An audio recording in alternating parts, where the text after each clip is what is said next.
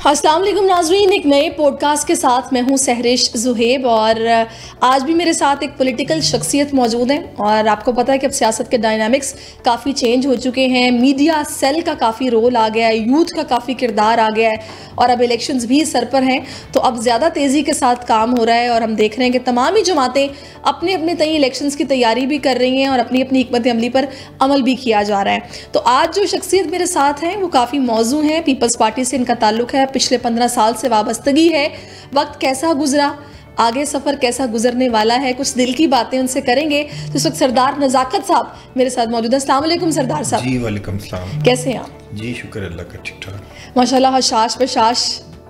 बिल्कुल अल्लाह का करम है, अभी तक तो हैं हशाश बशाश। अच्छा, मुझे क्या बताइएगा कि अब तो माशाल्लाह अब इलेक्शन की हवा चल पड़ी है। पहले तो एक अजीब गूमगू की कैफियत थी कि इलेक्शन होगा नहीं होगा, कब होगा, लेकिन अब जबकि डेट आ चुकी है तो मेरा ख्याल है कि उसी ज़ोरों शोर से तैयारियां भी शुरू हो चुकी होंगी। क्या चल रहा है पार्टी में?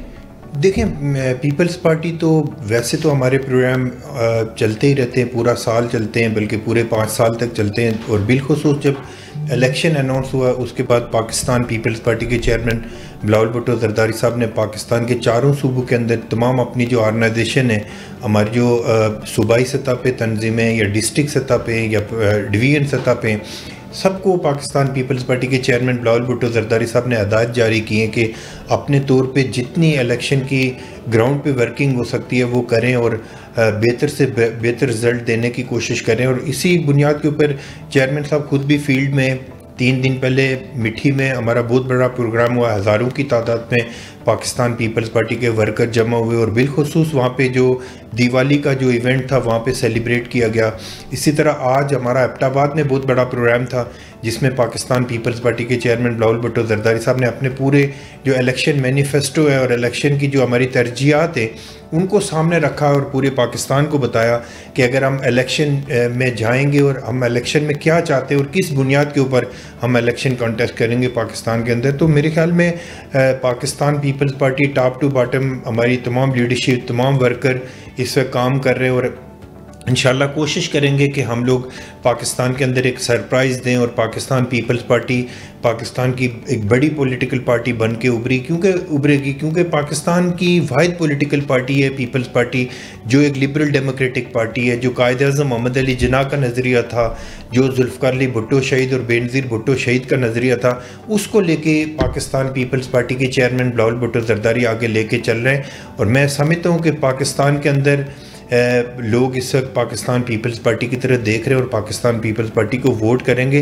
हमारी पूरी तैयारियां इलेक्शन के हवाले से मौजूद हैं। चलें जी, बड़ी अच्छी बात है, लेकिन सरदार साहब इससे पहले कि मैं इस बात को दूसरे रुख की तरफ लेके जाऊं, क्योंकि वहीं पर हम एक स्टेट सजिया है, सिलेक्शन हो चुकी है, लेवल प्लेइंग फील्ड नहीं है, जो हो रहा है ये ठीक नहीं हो रहा, मशवरे दिए जा रहे हैं कि जनाब वोट को इज़्ज़त दो का बयानिया ही ठीक था, आप किस तरफ निकल पड़े हैं, इस पर भी मैं आपसे बात करूंगी। लेकिन मुझे ये बताएगा, अभी आपने बताया कि एबटाबाद में उन्होंने पूरा बिलावल साहब ने मैनिफेस्टो रखा आवाम के सामने कि उन्हें वोट क्यों दिया जाए।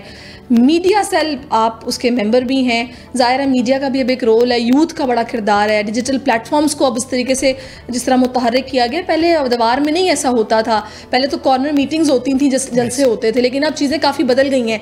इस बदलाव से आपको इलेक्शन पे क्या इसका इम्पैक्ट नज़र आ रहा है?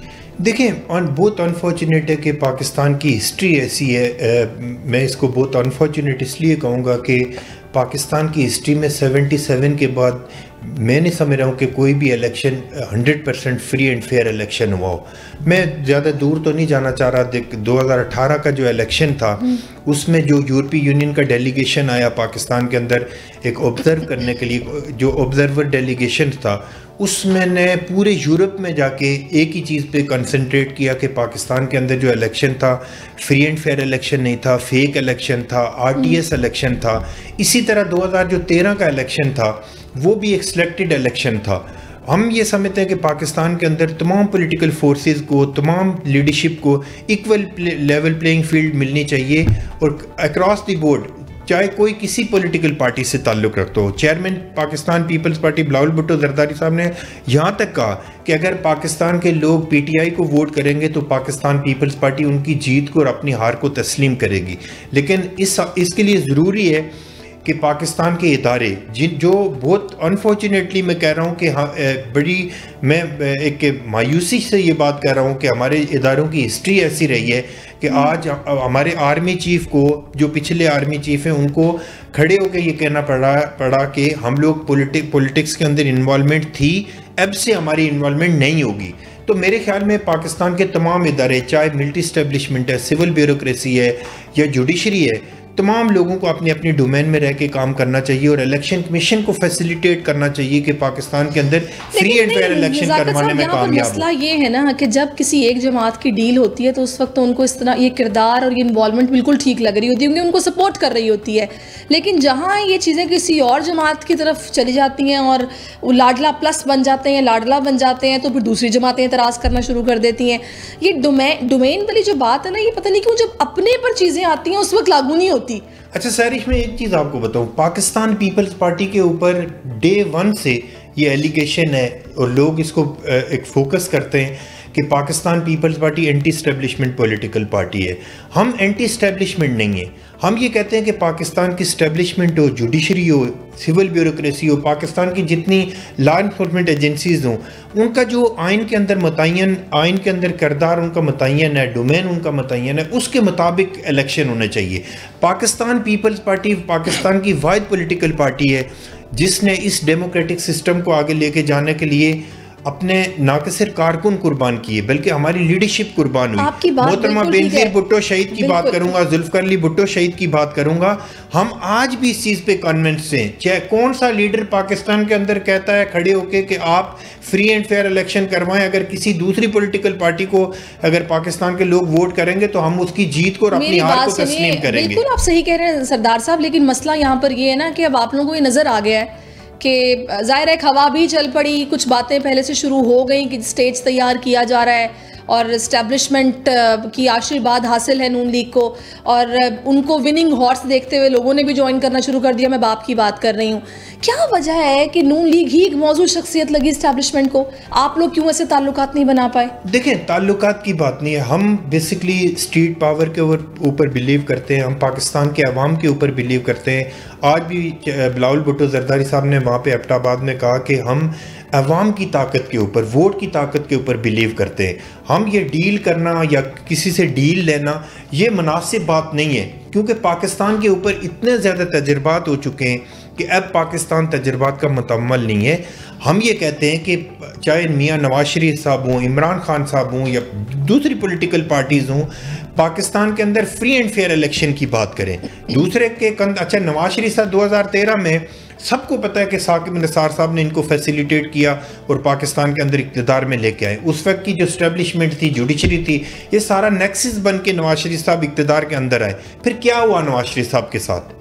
तो वही 3 साल बाद नवाज शरीफ साहब को स्टेप डाउन करवाना पड़ा। मेरे ख्याल, हमारी पार्टी का एक व्यू पॉइंट ये है इस हवाले से कि तमाम लीडरशिप को इस चीज़ पे कन्विंस्ड होना चाहिए कि हमें इदारों के कंधों के ऊपर चढ़ के सियासत करने के बजाय हमें लोगों के पास जाना चाहिए, फ्री एंड फेयर इलेक्शन होना चाहिए। देखें ना, बराबर में हिंदुस्तान के अंदर इलेक्शन होते हैं 2 या 3% रिजर्वेशन होती हैं, जबकि हमारे यहाँ मेरे ख्याल में 90% फेक इलेक्शन होता है और उसको इलेक्शन में कामयाब कर दिया जाता है जिसके साथ हमारे इदारे होते हैं। पाकिस्तान पीपल्स पार्टी ये चाह रही है कि पाकिस्तान के तमाम इदारे इलेक्शन कमीशन को फ्री एंड फेयर इलेक्शन करवाने के लिए फैसिलिटेट करें ताकि election commission free and fair election करवाने में कामयाब हो। लेकिन सरदार साहब, मसला यहाँ पर यह है कि जब आप लोगों की ज़रूरत पेश आती है ना किसी जमात को, तो उस वक्त इस तरह के पॉइंट्स पर ना तो बात होती है, ना कन्विंस किया जाता है, ना किसी चार्टर में शामिल किया जाता है।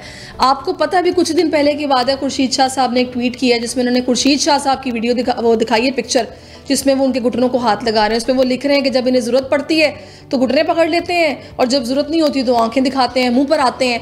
आप लोग फिर क्यों इस्तेमाल होते हैं इनके हाथों? देखिए सरिश, इस्तेमाल की बात नहीं है। हम लोग पॉलिटिकल लोग हैं, पाकिस्तान की पॉलिटिकल लोगों से बात करते हैं। हमें नवाज शरीफ साहब से बात करने की ज़रूरत है। आज पाकिस्तान के अंदर, मैं तो मुल्क के लार्जर इंटरेस्ट के लिए कह रहा हूँ कि पाकिस्तान की मुक़्तदर कुव्वतों को कह रहा हूँ कि मुल्क के लार्जर इंटरेस्ट के लिए आज इमरान खान से भी बात करें। मुल्क के लार्जर इंटरेस्ट के लिए आप पाकिस्तान की तमाम पॉलिटिकल लीडरशिप से बात करें ताकि हमारा मुल्क आगे जा सके। हम हम ऐसे क्राइसिस के अंदर पड़े हुए हैं कि जहाँ पे हमारे 80% पाकिस्तान इस चीज़ से सफ़र कर रहा है हमारी लीडरशिप की गलतियों की वजह से। हमें आज सबको मिल के आगे चलना चाहिए। जो मोहतरमा बेनज़ीर भुट्टो शहीद की जो रिकन्सिलिएशन की पॉलिसी थी, आज से ज़्यादा उसकी कभी ज़रूरत नहीं हुई। जहाँ तक आपने चार्टर्ड की बात की, चार्टर्ड ऑफ डेमोक्रेसी आप उठा के पढ़ लें कि मोहतरमा बेनज़ीर भुट्टो शहीद और उस वक्त की लीडरशिप जो नवाज शरीफ साहब और बाकी लोग थे, उनके दरमियान क्या चार्टर्ड हुआ है? उनके दरमियान यही हुआ है कि हम अपने अपने मफादात के लिए कभी किसी के कंधे इस्तेमाल नहीं करेंगे। लेकिन अगर मैं ये कह रहा हूँ कि फॉलो कौन करता है उस चार्टर को? फॉलो नहीं करते ना, हम तो कर रहे हैं। हमने पॉलिटिकल लीडरशिप से बात की, जब भी बात की पाकिस्तान पीपल्स पार्टी के चेयरमैन बिलावल भुट्टो जरदारी साहब ने, आसिफ अली जरदारी साहब ने असेंबली के फ्लोर पे खड़े होकर इमरान खान को कहा था कि आए हमारे साथ बात करें, आए हमारे साथ चार्टर्ड ऑफ डेमोक्रेसी करें, आज चार्टर्ड ऑफ इकोनॉमी करें, ताकि मुल्क आगे जा सके। मुझे ये बताएगा आप, ठीक है जी, आप लोगों का ये मौकिफ भी है, आप लोगों का मैनिफेस्टो भी है, आप चाहते हैं मुल्क को आगे लेकर चलना, सब मिलकर बैठे, यही बेहतर है। आगे इलेक्शंस में क्या आप लोग पीटीआई के साथ इत्तेहाद कर सकते हैं? देखिए, पीटीआई के साथ इत्तेहाद की बात ही नहीं है। इस वक्त मैं मुल्क के लार्जर इंटरेस्ट में बात कर रहा हूँ कि तमाम पॉलिटिकल पार्टी अपने अपने मैनिफेस्टो के साथ इलेक्शन में जाएं, बिल्कुल इलेक्शन के अंदर जाएं और जाके इलेक्शन एक दूसरे के खिलाफ लड़ें। लेकिन आप किसी को अगर ब्लैकआउट करके, अगर आप किसी को पाकिस्तान के अंदर साइलेंट करके दीवार के साथ लगा के अगर आप इलेक्शन करवाना चाहते हैं, तो खुदारा मैं आपके चैनल के तवस्सुत से हुकूमत पाकिस्तान और अरबाब इख्तियार को ये कहना चाह रहा हूँ कि इस गरीब अवाम का 60-70 अरब रुपया इलेक्शन के ऊपर ज़ाया मत करें। अगर आपने एक बंदे को सिलेक्ट करके प्राइम मिनिस्टर बनाना है, एक बंदा अगर है ही आपका प्रोडक्ट, 2000 मेरे ख्याल में जब से वो पॉलिटिक्स में के अंदर आए नवाज शरीफ साहब, हैं ही इस्टेब्लिशमेंट के प्रोडक्ट, तो अपने प्रोडक्ट को यूज करने के लिए 60-70 अरब रुपया पाकिस्तान के गरीब आवाम का झोंकने की क्या जरूरत है? फिर बिठा दें आप डायरेक्ट उनको। पीपल्स पार्टी क्या चाह रही है? पीपल्स पार्टी कह रही है कि आप ठीक है, आप पीटीआई को भी इक्वली ट्रीट करें। आप पीटीआई के जो लोग 9 मई के अंदर इन्वॉल्व हैं, उनको आप बिल्कुल ट्रायल करें, फ्री एंड फेयर ट्रायल करें। जो बेगुनाह बंदे आप उनको छोड़ें। मसला सरदार साहब यहाँ पे ये है ना कि पिछले 16 महीने जब शहबाज शरीफ साहब की हुकूमत थी तो बिलावल उनकी तारीफें करते नहीं थकते थे। अब जब हुकूमत ख़त्म हो गई है तो शहबाज शरीफ साहब के 16 महीनों पे वो कहते हैं जी मुंह छुपाते फिरते हैं। तो मसला यहाँ पर ये खड़ा हो जाता है कि आप लोगों को वो जो एक वेंचर था ना, इसमें जो आप लोगों को शमूलियत थी, जो आपने साथ दिया ना, मुझे लगता है इस आगे आने वाले इलेक्शन में आपको लगता है कि आपको नुकसान दे। देखिए सर, मैं एक चीज़ आपको बताऊँ, जो ड्राइविंग सीट पे होता है उसकी रिस्पॉन्सिबिलिटी भी ज़्यादा होती है। हमारे पास पीपल्स पार्टी के पास क्या था, जो मिनिस्ट्री थी, आपके सामने की बात है। मैं उस ब्लेम गेम में नहीं जाना चाह रहा कि शहबाज शरीफ साहब ने क्या किया या हमने क्या किया, हम कितना मुल्क को बचाने में कामयाब हुए या कितना हम उसको मुल्क को डेमोक्रेटिक सिस्टम को आगे लेके जाने में कामयाब हुए। मैं एक बात कर रहा हूँ कि 2013 का जो इलेक्शन था, 2018 का इलेक्शन था, खुदारा 2024 का जो इलेक्शन है उसको उस तरह का इलेक्शन ना करवाएं। हमारा मुल्क देखें, 2018 का इलेक्शन उन्होंने करवाया, पूरी दुनिया में पाकिस्तान तानाई का शिकार हुआ, क्योंकि आपने एक ऐसे शख्स को मुल्क का प्राइम मिनिस्टर बनाया जिसकी शायद काउंसलर बनने की कैपेसिटी नहीं थी।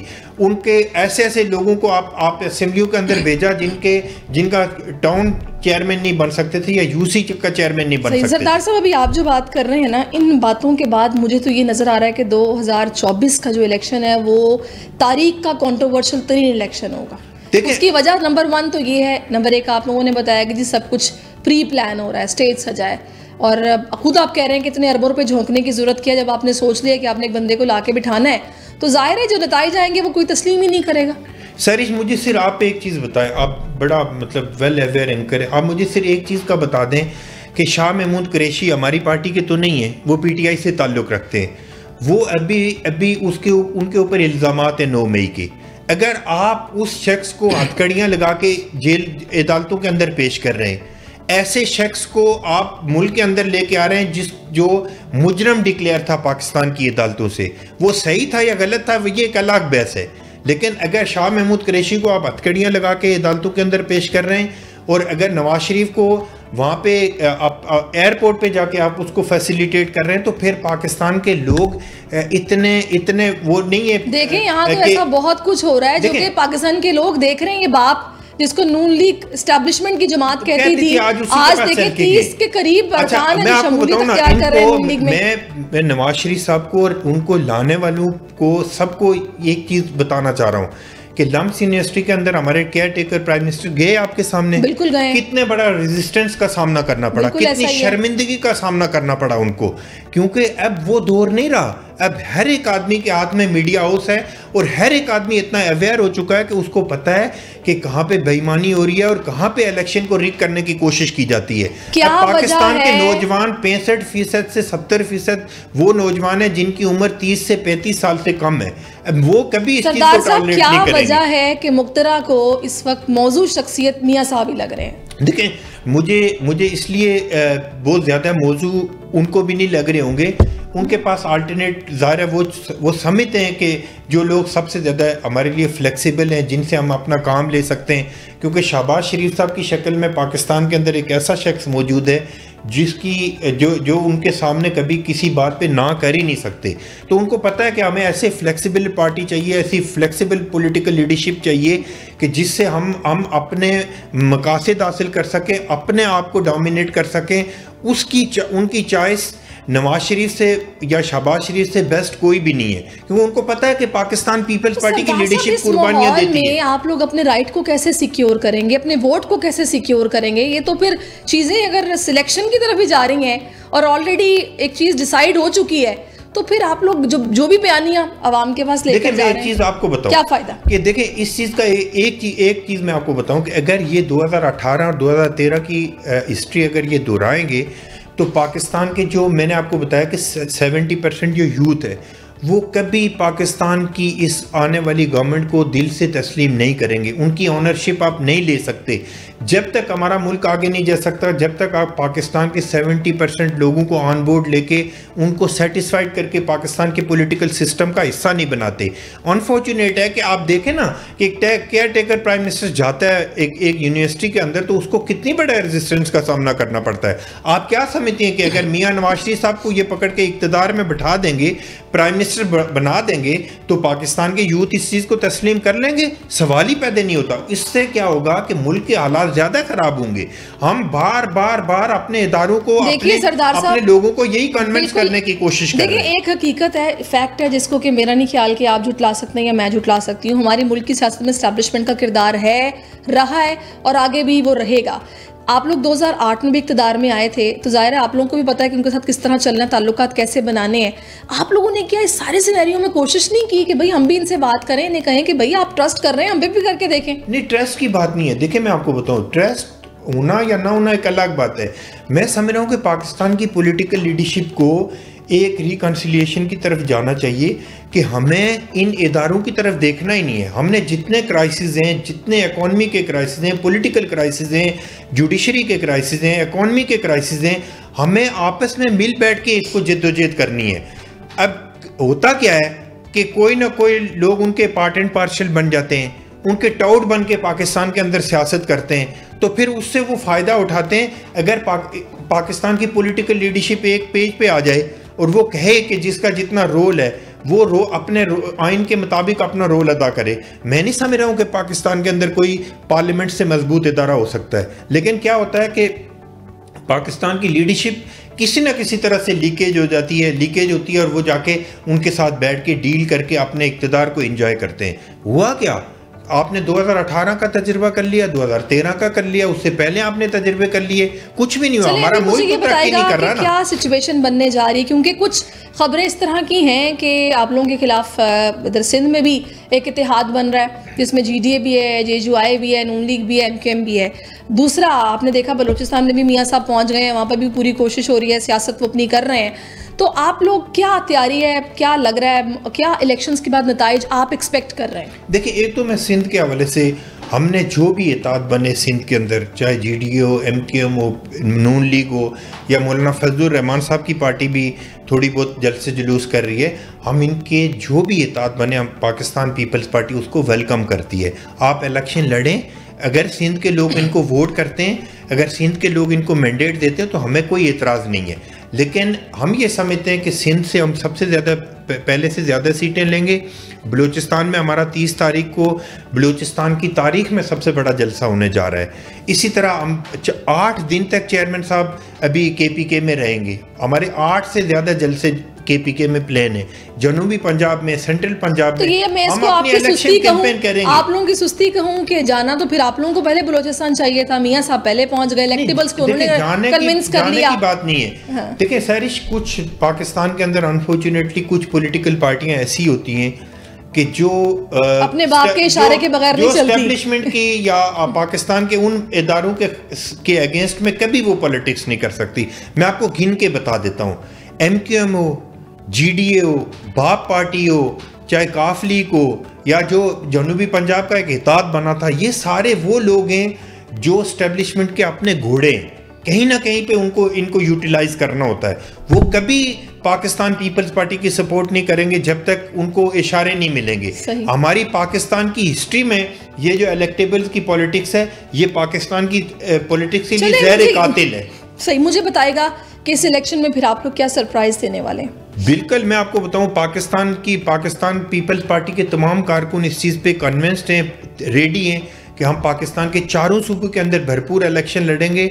और इंशाअल्लाह मैं आपको बताऊं कि पाकिस्तान पीपल्स पार्टी, अगर फ्री एंड फेयर इलेक्शन हुआ, मैं आपको यहाँ चैलेंज करके जा रहा हूँ कि अगर फ्री एंड फेयर इलेक्शन हुआ तो Pakistan Peoples Party single largest party बन के पाकिस्तान के अंदर सामने आएगी।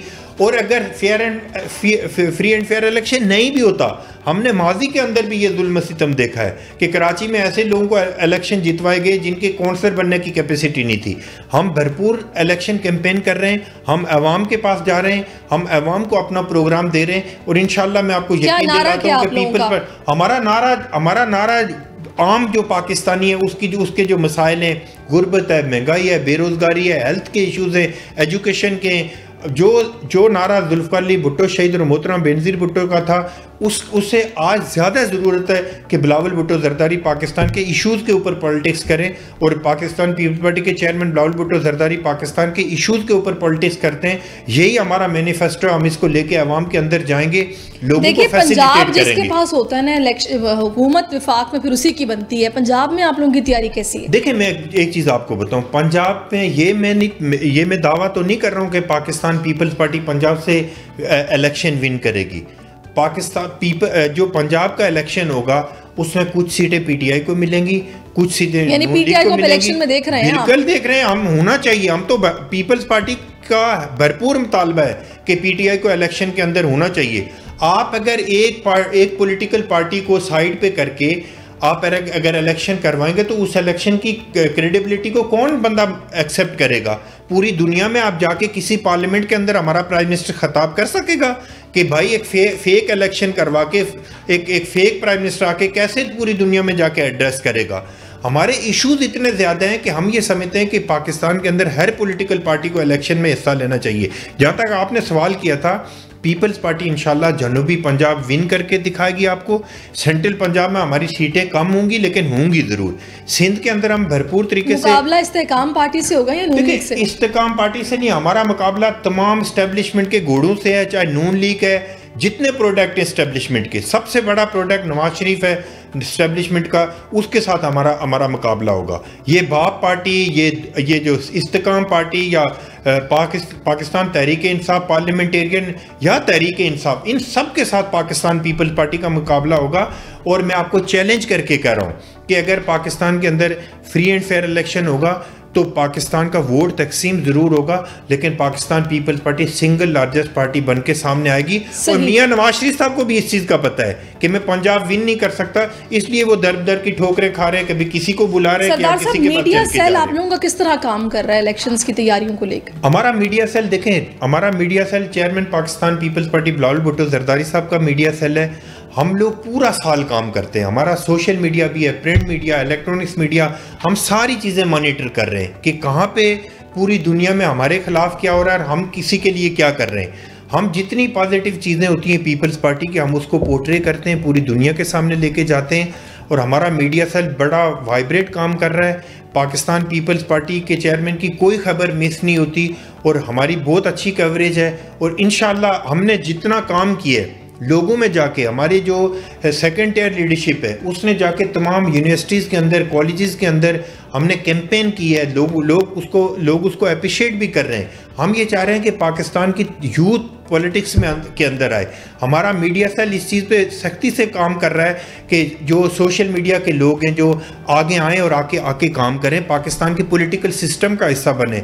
जब तक आप 70% यूथ को पाकिस्तान की पॉलिटिकल सिस्टम का हिस्सा नहीं बनाएंगे, आप पाकिस्तान को आगे लेके नहीं जा सकते। हम ये कन्विंस करने की कोशिश कर रहे हैं। इसी बुनियाद के ऊपर मैं आपको बताऊं कि पाकिस्तान के अंदर पीपल्स पार्टी में PSF और यूथ के अंदर हमारे बहुत सारे लोग शामिल हुए हैं पाकिस्तान से।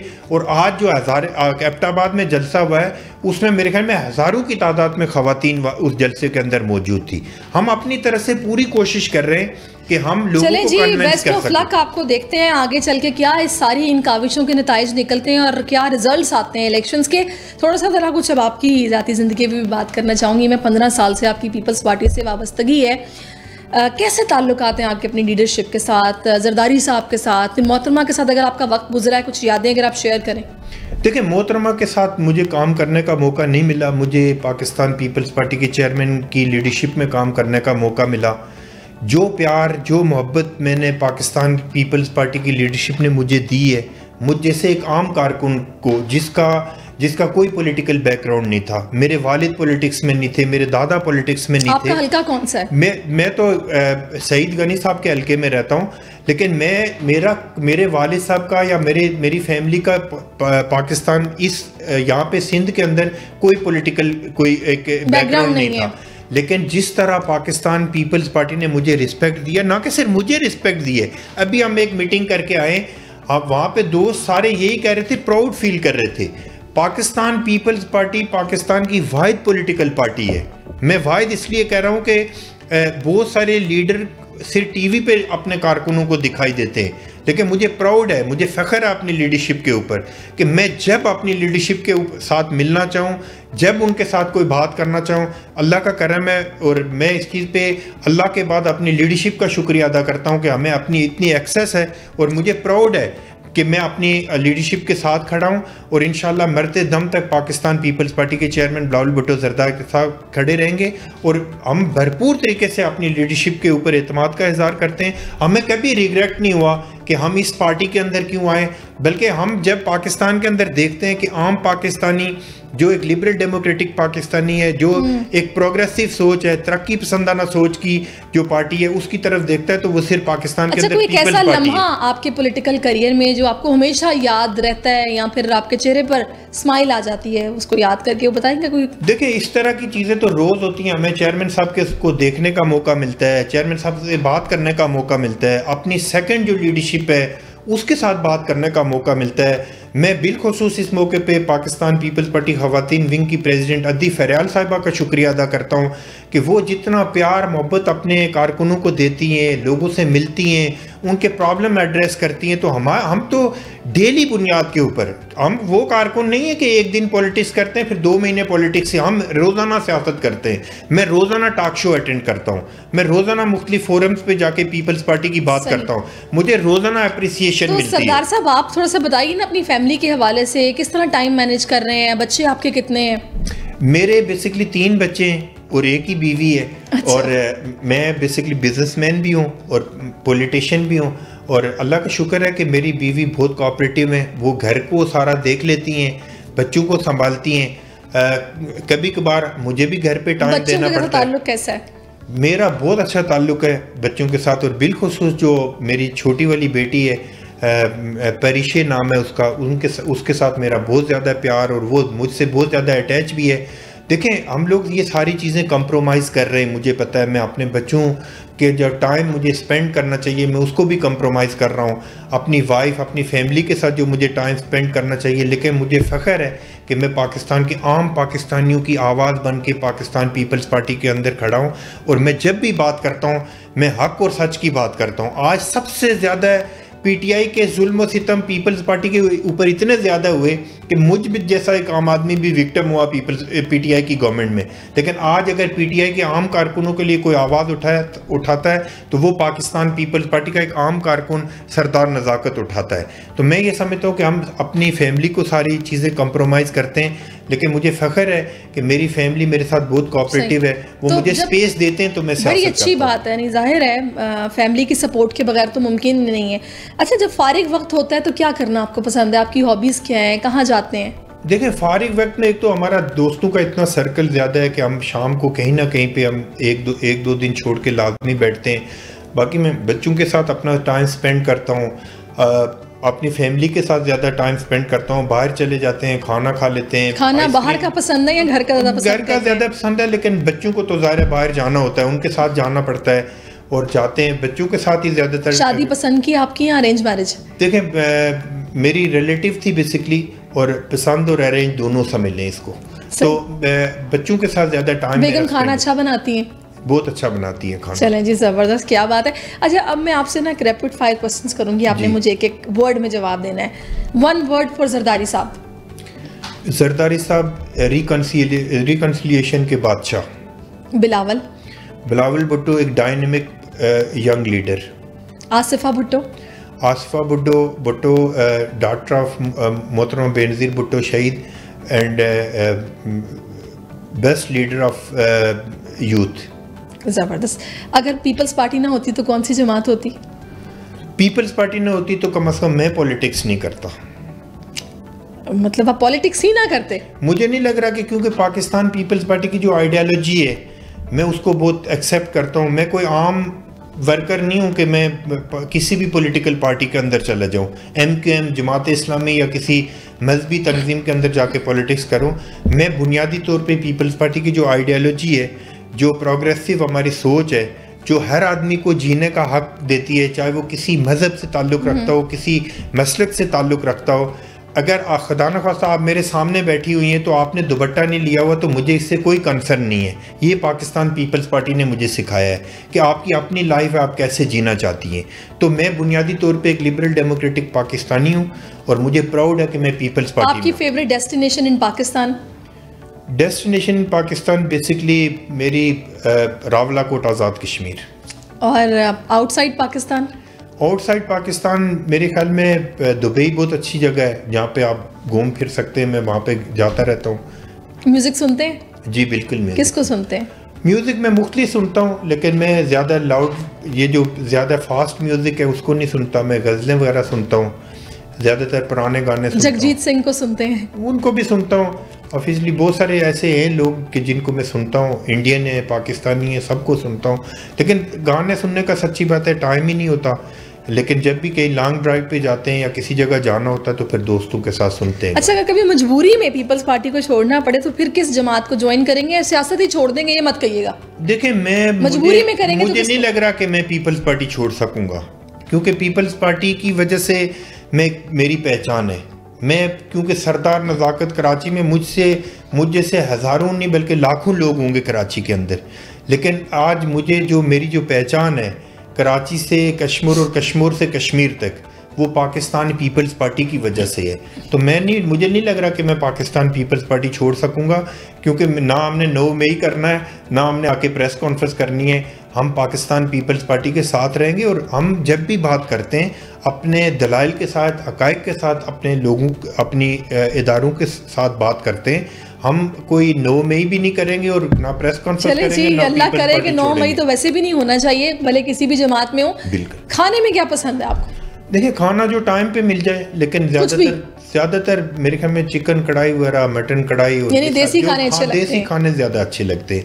वैसे बेसिकली हमारे घर में तो सारे ही खाने बनते हैं, लेकिन हम लोग क्योंकि शाम का खाना उमूमन शादियाँ, दावतें, ये सारी चीज़ें होती हैं। हमारे सीनियर हैं, मैं उनको भी बताऊँ, फ़िदा हुसैन ढक्कन साहब, वो उनके साथ हम ज़्यादातर ये बाहर जाते हैं, खाने खाते हैं। तो ज़्यादातर हम लोग बाहर के ही खाने खाते हैं शाम को। चलें, ज़बरदस्त। अच्छा, कभी कोई ऐसी हरकत की है जिसपे कि आपको खुद भी बड़ी हंसी आई और आपने किसी से शेयर ना की हो? इस तरह की बहुत हरकतें रोज़ाना होती हैं, इंसान कर लेता है। मतलब कुछ भी, कभी कभार मैं ड्राइव कर रहा होता हूँ तो बराबर वाले को कुछ तंग कर लिया या कोई इस तरह की बात, कोई दोस्त यार, कोई ऐसे जानने वाले, इस तरह की चीज़ें होती रहती हैं ज़िंदगी के अंदर रोज़ाना की। अच्छा, वैसे आपको पता है पिछले कुछ टाइम में हमारे मुल्क में महंगाई इतनी बढ़ गई, बहुत ज़्यादा क्राइसिस की सी सिचुएशन थी, आपको पता है डॉलर को पर लग गए थे। कभी ऐसा हुआ है कि आपको पब्लिक में किसी ने पकड़ लिया हो कि भाई आप बड़ी सियासत पे बात करते हैं, क्या किया आपकी जमात ने, या क्या कर रहे हैं आप? देखिए, मैं तो बेसिकली मैं क्योंकि टॉक शो अटेंड करता हूँ, मैं मीडिया रिप्रेजेंटेटिव हूँ पाकिस्तान पीपल्स पार्टी का, और हमें बड़ा सोच समझ के बात करनी पड़ती है। तो जब भी हम टॉक शो करते हैं, मैं दूसरे दिन अगर सुबह वॉक करने जाता हूँ तो मुझे बड़ा क्रिटिसिज्म का सामना करना पड़ता है। बिलखुसूस जो 16 महीने हमारे गुजरे PDM की हुकूमत के बाद, तो इसमें ज़्यादातर मेरे पार्क में लोग मुझे देखते हैं, जो पार्क में वॉक करते हैं मेरे साथ, या शाम को या किसी शादी में जाते हैं या कोई मिलता है, तो वो ज़रूर लोग इस चीज़ को क्वेश्चन करते हैं कि आप कैसे इस गवर्नमेंट को डिफेंड कर रहे हैं या कैसे करेंगे, या बाज़ औक़ात ये भी लोग कहते हैं कि आप पीपल्स पार्टी को कैसे डिफेंड करते हैं। तो ये चीज़ें रोज़ाना की बुनियाद के ऊपर मेरे साथ होती हैं। अच्छा, तो फिटनेस का आप ख्याल रखते हैं? मैं फ़िटनेस का ज़्यादा ख्याल तो नहीं रखता, लेकिन वॉक करता हूँ, जिम करता हूँ। अच्छा, जिम भी करते हैं, यानी अपने लिए वक्त निकालते हैं, खुद से मोहब्बत करते हैं। हफ्ते में 3-4 दिन मेरे ख्याल में मैं वॉक भी कर लेता हूँ और जिम भी कर लेता हूँ। स्टूडेंट लाइफ कैसी थी? स्टूडेंट लाइफ ज़्यादा अच्छी नहीं थी, हम लोग ज़्यादा शरारती थे, दोस्तों के साथ ज़्यादा बाहर जाते थे, झगड़े लड़ाइयाँ ज़्यादा इनमें गुजरा है। लेकिन पढ़ा भी है, अल्लाह का शुक्र है, अपने वालिदैन की दुआओं की वजह से आज इस मुकाम पे मैं अपना बिज़नेस भी कर रहा हूँ, पॉलिटिक्स भी कर रहा हूँ। तो मुझे फ़ख्र है कि मुझे अपने वालिदैन की दुआओं की वजह से और अपने जो सीनियर हैं, टीचर्स हैं, उनकी वजह से अल्लाह ताला ने ये मुकाम दिया है मुझे। अच्छा, फाइनली कोई मैसेज जो कि आप इस प्लेटफॉर्म से देना चाहें तो आप दे सकते हैं। मैं फाइनली पाकिस्तान की जो 70% यूथ है उसको ये देना चाह रहा हूँ कि पाकिस्तान की किसी भी पॉलिटिकल पार्टी का हिस्सा बने। पहली बात है कि मैं उनको दावत देता हूँ कि पीपल स्टूडेंट फेडरेशन का हिस्सा बने, पीपल यूथ ऑर्गेनाइजेशन का हिस्सा बने, पूरे पाकिस्तान के अंदर हमारे कल्चर विंग का हिस्सा बने, किसी का भी। अगर पीपल्स पार्टी आपको अच्छी नहीं भी लगती तो आप किसी न किसी पॉलिटिकल पार्टी का हिस्सा बने, ताकि ये लोग पाकिस्तान की पॉलिटिक्स में आएंगे तो जितने वो लोग हैं जो अनपढ़ हैं, जाहिल हैं, असेंबली के अंदर बैठे हुए, वो लोग फ़िल्टर होंगे और पाकिस्तान का मुस्तकबिल सेव हो सकेगा। ये बड़ी अच्छी बात आपने की है, और जाहिर है इसी तरीके से ही चेंज आ सकता है। अगर वही पुराने लोग अपनी अपनी जगहों पर बैठे रहेंगे तो फिर चेंज मुश्किल है। लेकिन वैसे नज़ाकत साहब, अभी जो सिचुएशन हालिया है, हम देखते हैं कि एक जमात जब इक़्तिदार में आती है तो सभी उसके साथ मिल जाते हैं, भले उनसे 100 इख्तलाफ हो। जब वो इक़्तिदार से जाती है तो वही हरीफ बन जाते हैं। तो सियासतदान, डू यू थिंक कि यंगस्टर के लिए रोल मॉडल हैं इस वक्त कि वो ज्वाइन करें सियासत को? देखें, जब तक वो सियासत के अंदर आएंगे और सियासत के अंदर आज के नौजवान के अंदर इतनी जुर्रत और हिम्मत है कि अपनी लीडरशिप के सामने खड़े होकर कह सकता है कि ये बात आप सही करें और ये बात आप गलत करें। और आपने देखा कि जिस तरह लम्स यूनिवर्सिटी में उनके मिलिट्री सेक्रेटरी भी पीछे बैठे हुए, प्राइम मिनिस्टर पाकिस्तान के, केयर टेकर प्राइम मिनिस्टर के, उनके मिलिट्री सेक्रेटरी यूनिफॉर्म के अंदर बैठे हुए, उसके बावजूद पाकिस्तान के नौजवानों ने उनको सामने खड़े होकर बहुत सारी बातें की हैं जो मेरे ख्याल में हम ये एक्सपेक्ट नहीं कर रहे थे कि पाकिस्तान के नौजवान इस तरह की बात करेंगे। आप सही कह रहे हैं। तो मैं ये समझ रहा हूँ कि पाकिस्तान के नौजवान जब पॉलिटिक्स के अंदर आएंगे, अगर किसी का इस्लामिक माइंड है तो वो इस्लामिक ऑर्गेनाइजेशन की तरफ जाए, किसी का पाकिस्तान की एक लिबरल डेमोक्रेटिक ऑर्गेनाइजेशन की तरफ जाना है तो उसके लिए भी बहुत सारी पॉलिटिकल पार्टीज़ हैं। लेकिन किसी न किसी तरह से हमारी यूथ को पॉलिटिक्स की तरफ आना पड़ेगा, ताकि जो 80% लोग जो असेंबलियों में बैठे हुए हैं, जो बगैर देखे हाथ खड़े करते हैं और लेजिस्लेशन करते हैं, ये लोग आएंगे तो इनकी छुट्टी हो जाएगी। बिल्कुल, पढ़े लिखे लोगों को मौका मिलेगा तो चीज़ें जो हैं वो काफ़ी चेंज होंगी, और ये इलेक्टेबल्स की सियासत अब ख़त्म होनी चाहिए। काम बंदे को मौका मिलना चाहिए जो कि इस मुल्क के लिए दर्द या मोहब्बत रखता हो। बहुत शुक्रिया सरदार नज़ाकत साहब, आपसे बात करके बहुत अच्छा लगा और लोगों को आपको जानने का मौका मिला। उम्मीद है कि आपको भी यकीनी तौर पर ये गुफ्तगू पसंद आई होगी और आपको भी जानने का मौका मिला होगा कि सरदार साहब क्या सोच रखते हैं। इंशाअल्लाह अगले पॉडकास्ट में एक और मौजूद शख्सियत मेरे साथ होंगी। तब तक के लिए मुझे इजाज़त दीजिए, अपना बहुत ख्याल रखिए। अल्लाह हाफ़िज़।